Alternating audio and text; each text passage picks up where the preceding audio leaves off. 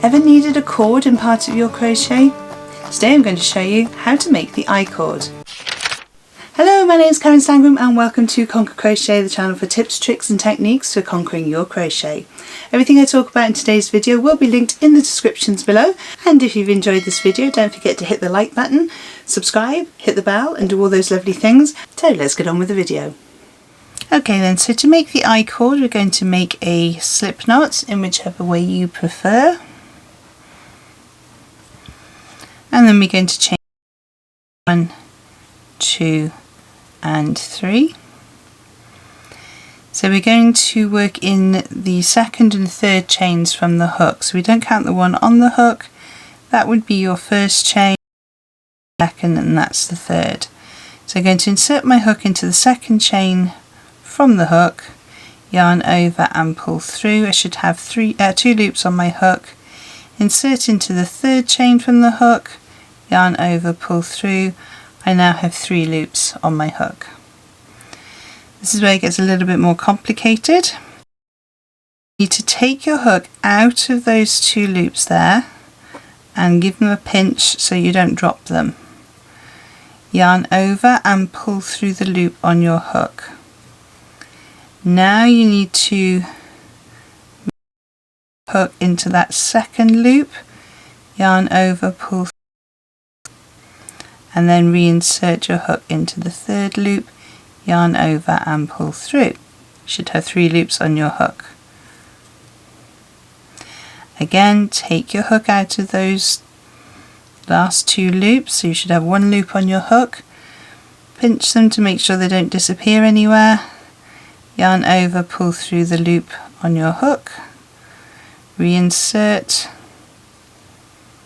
the second loop, yarn over and pull through, and then reinsert the third loop, yarn over and pull through. You're only pulling through 1 loop at a time, so at the end you will end up with 3 loops on your hook. Take those 2 off, yarn over, pull through, reinsert, yarn over, pull through, reinsert, yarn over, pull through. And we're essentially going to do that all the way along our cord until you have the length of cord that you want. So I'm just going to make a few more rows so you can see what it looks like when it gets a little bit longer, and I will see you in a moment.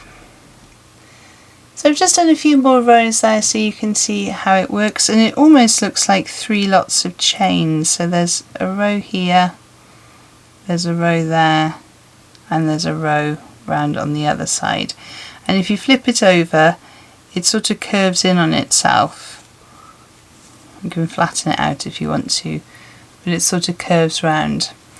And these are great for if you're wanting to do some decorative writing on something, or if you're wanting to do a nice edging, like piping around a cushion or something like that.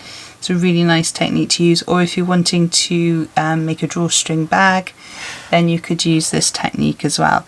And it's quite stretchy, obviously depending on the yarn that you're using. So let's have a look at how we finish off. So I'm going to yarn over, pull through all 3 loops, then yarn over, pull through, and cut off my end.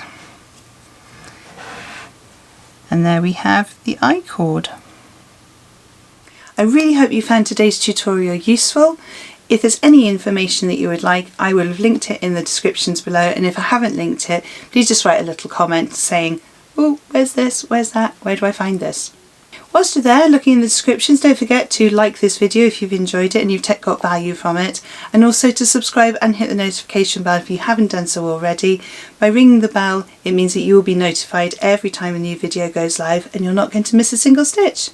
There are 2 other videos on screen now to help you on your crochet journey, and I will see you over there. Thank you so much for joining me on this one, and happy hooking!